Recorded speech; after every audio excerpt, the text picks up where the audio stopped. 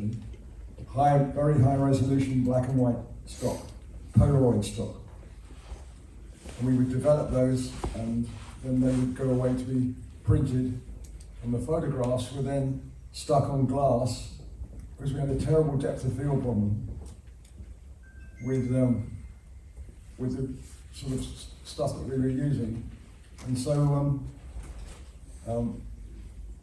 we eventually wound up using Wally Beaver's sausage factory, sheets of glass with the photographs cut onto the sheets of glass, very carefully around the edges so nothing showed. And that was rephotographed. And that's where a lot of those craft that you see, the perspective doesn't change on them. Who cares?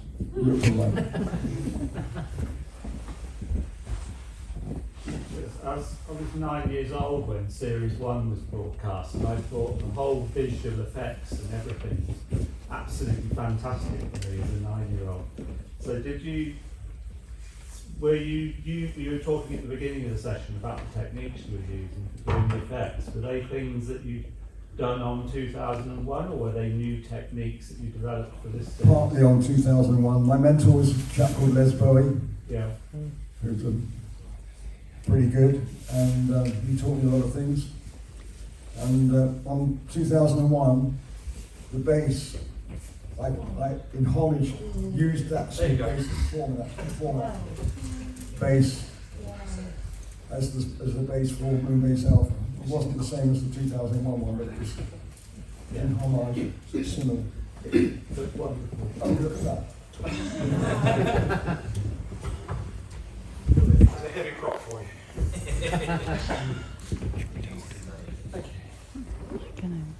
Oh, I like the windows. Yeah.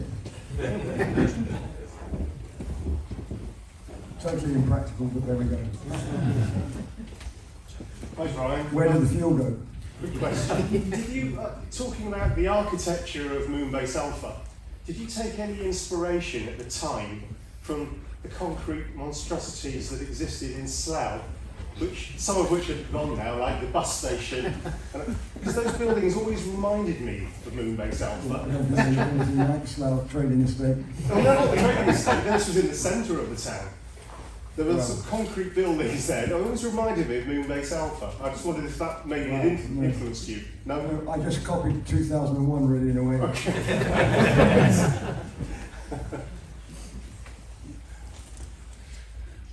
Do you feel that Star Wars owes a great debt to you because George, sorry, a bit louder at the back there, do you feel that Star Wars owes a great debt to you because George Lucas said he wanted to do a sci-fi film, and only when he saw 2001 did he think it was possible. But then all the laser battles and all that kind of thing that went on, the action adventure that went on in Star Wars, surely owes its origins to Space 1999, where you've got those laser battles working.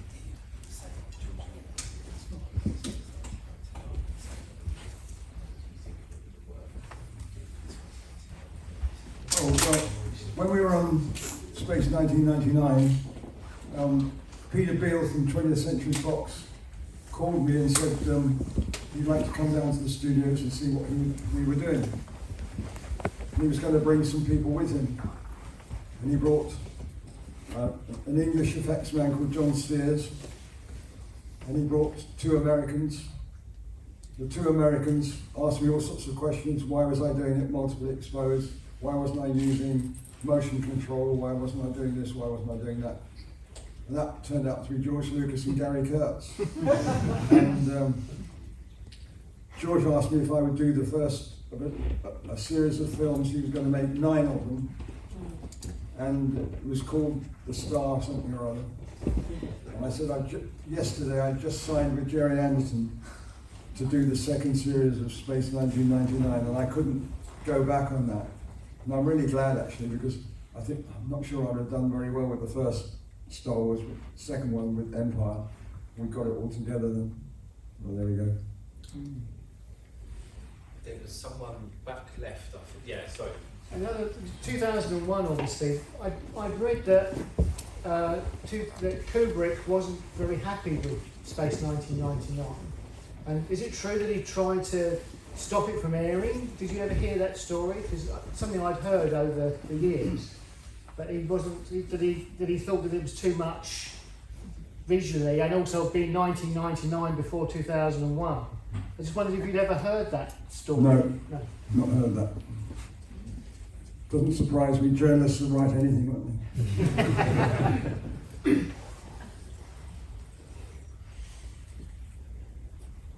How did you get into special effects? Was it something that you always wanted to do? Okay, here we go.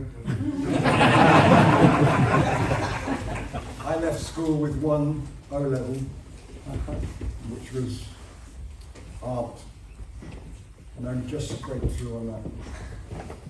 I got a job at the Cement and Concrete Research Association at Wexham, making 5-inch concrete blocks, which were cured, and those 5-inch concrete blocks were test samples of different mixtures to test for bridges for the M1 that was going to be built, which hadn't been built. And then there was a man called Les Bowie, and we were in the Dog and Pot public house in Stoke Poges. There was a number of things about this. The first is that I lived at 43 Rogers Lane. A man called Roy Field lived at 41 Rogers Lane. And another man called Leslie George Bowie lived at 45 Rogers Lane. So we were all three of us got Academy Awards at different times. That must be absolutely unique. Absolutely unique. And then in the pub, Les said to me one day, I've been doing the concrete stuff, do you want to get another job? Would you like to job sweeping the floor in a film studio? And I said, yes, done, straight away. And so I went to Anglo-Scottish Pictures in Addleston, in an old church, on my Lambretta, which was all I could afford, and started work doing camera work, loading magazines, sweeping the floor, that stuff. And then I was about 18, and Jim Davis, who ran Anglo-Scottish Pictures, said to me, I want you to take a unit driving the company van up to Scotland to shoot a documentary called Busman's Holiday. Now this was 1958, and so I went up to Scotland with the crew, which was the director, Jim Goding, and Ben Knoll, and one or two other people. And we had all our lights in a trailer at the back. We went up to Scotland, and we started off on the west coast, Edinburgh. We drove all the way around the top of Scotland, and all the way back down again, and in between, and we shot thousands of feet of film on an Arriflex, not Arriflex, on a Newman Sinclair clockwork camera, 35mm. And so I was loading and organising all the hotels and everything else. And when we got back to, and on the way, when we were there, the director, Jim Goding, used to say, oh, have you got a fiver? Give me a fiver, I need to have a drink, something like that. And he never signed for anything. I just thought, well, there we go. But he would pay for it all in the end. When we got back to Anglo-Scottish Pictures at Halliford, near Shepperton Studios, he refused to, he said he had nothing to do with it. And I had run up a bill on his drinking of £60. They fired me. There and then, cold turkey, right on the spot, I got fired. Because he lied. And that's the start of my career. And then I went on to do other stuff, and then eventually wound up in the Air Force, Royal Air Force for 2 years. And when I came out, Les Bowie gave me a job on the day the earth caught fire. So I got involved in effects by then, and then it went on from there. So there we go. Right at the back. Given the Loud, scope, please. given the scope of your career, I mean, you've worked on a lot of different things. Which of all of your projects are you most proud of in terms of the special effects? If you had to pick one. The never-ending story, And why is that? because we had to film it in Germany, and we had nothing to start with. We built our own motion control systems and everything else, and it took just over 2 years, and I liked the way it was all put together. Wolfgang Petersen was the director, and he the dragon wasn't going to be like the dragon that you see, because he liked golden retrievers and it looked like a golden retriever. And we had an Italian production designer called Ulderico, and he would only ever do one drawing. He'd never, when I worked on later on at ILM on Empire Strikes Back, Joe Johnson and Nilo Rodis and a load of other things, they used to produce sheets of drawings of one thing or another. But Ulderico, just one drawing, that was it. Which wasn't very easy to deal with, but there you go. So, I mean, obviously there are other things. I like doing Empire, I like doing Aliens and Alien, and I didn't like doing Dragon Slayer because the director was weird.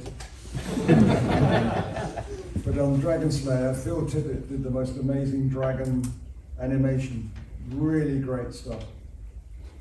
And Jim Danforth did some of the stills, the mats, which are also very good. And then lots of other. Mosquito Squadron, I like doing that, because it's all aircraft. We were at Bovington in Hertfordshire when Battle of Britain was doing their thing with all their Heinkel. So on the airfield there were 25 Heinkel 111 bombers, about 20 Messerschmitt 109s, 4 Mosquitoes, loads Spitfires and other things. It was amazing, because I was a bit of an aviation nut. Still am, yeah. Obviously, practical effects was the main way of creating visual spectacles in the 70s and 80s and even up to the 90s. But in the 90s, CGI in TV shows and film became a lot more prominent, and many productions nowadays rely solely on green screen and doing and quote unquote fixing it in post with a computer. Do you think, as someone who has put his own energy into doing things practically, that filmmaking nowadays has gotten a bit, I don't know, lazy because of the over reliance on CGI? Well, expensive as well. Yeah. The number of people involved, but that's progress. You know, there's no going back. A combination of CGI and model is what I like. Yeah. And enhancements, and rig removal, which is a thing that bugged us on most of the stuff that we did before. You couldn't do anything if there was a rig in the shop. Whereas now you can just paint it green or something, it disappears. So, there we go. If you were shooting today, would you still shoot on film or would you do digital? Say that again. If you were shooting today, would you shoot on film or would you shoot it digitally? Digital. Yeah, no questions. Although sometimes, depends on the subject, sometimes film has a quality about it that doesn't exist in CGI really. So there we go. Horses for courses. And if there was one at the back, we will come to you in a second. I was still thinking about Alien. I know that obviously you did a lot of the model work, and Ridley Scott was with you filming the models, if I remember. But did you see the actual alien creature, the design? Were you involved in any looking at it, and did you give any opinions of the alien creature? Because it was quite astounding, obviously, for its time, and really scary. I was wondering if you were involved in any of that. When I started on Alien, Walter Hill was the director, not Ridley Scott. Oh. And Walter Hill, quite late on, then decided he didn't want to do it. So they got Ridley Scott in. Ridley Scott's producer was Evil Powell, who I'd worked with on 2001. And we had Ridley getting heavily into the way he did things, which was he's a very good artist and storyboarder and everything else, and he made it perfectly plain the sort of things that he wanted. Lots of chains, lots of steam, lots of water, lots of this, lots of that. And Giger did the design for the creature, and his designs were all vaginas and orifices of one form or another, and he's weird. He had the most softest handshake you've ever touched in your person's hand. You know. He played the most wonderful jazz piano and drank copious quantities of red wine. And the bones of his first wife were hanging up in his living room on a beam. He was in, because he was Swiss. So they could reinter the bones, you know, after a certain amount of time. And well, when Ridley got involved in it with the creature, he had the great idea of only letting you see a tiny bit of it at a time. That was the thing I think was absolute masterpiece of his judgment, to not see it in its entirety. Whereas with Jim Cameron, of course, they were everywhere in Jim Cameron's Aliens, but it worked out really well working with Ridley. And he was at Bray Studios. He came over to Bray Studios after the filming at Shepperton. He had to leave Shepperton because time had run out. He was taking too long to shoot. So they pack-struck all the sets at Shepperton, brought them over to Bray Studios, and on one of the big stages, they rebuilt set by set the shots that he hadn't actually managed to do at Shepperton. And then after that, he came onto the model unit, and I was with Nicky Alder doing that stuff. And then I got a call from George Lucas to remind me that I was due to be in South San Francisco, and I'd better get over there pretty quick. And I had to say to Ridley I had to leave. He had no idea that was going to happen. He thought I'd just walked out. I hadn't walked out at all, but I had no choice, because I'd agreed to do the picture with George before the other one. Anyway, it all came to in the end. Yeah, we've seen a big transformation in special effects, especially digital. I was wondering what impresses you today in terms of science fiction shows or special effects? I don't really watch them. I'm not a science fiction fan, really. But what about aviation? There's been some good programs about, Yeah. B-17s. Well, yeah. Lucas did one called Red Tails about the amazing black guys who never lost an aircraft, and all the time they escorted the bombers over to Germany. But it didn't work right for me. It didn't have any reality to it, really. But anyway, there you go. But then he also designed Jar Jar Binks, didn't he?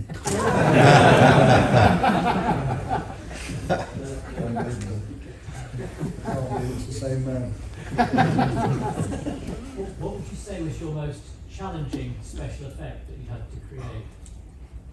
So many of them, really so many. I mean, looking at each of the films, there was always something that was challenging, and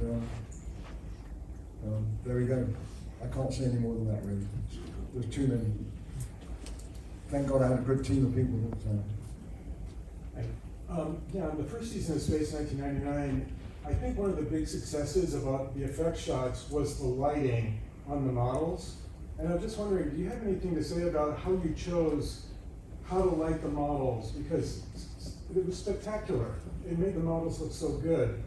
I mean, granted, some shots were better than others, but did you or did Nikki decide, let's do like silhouette lighting, or let's do this extreme bright lighting from the side? Did you have any, who decided how to light the models?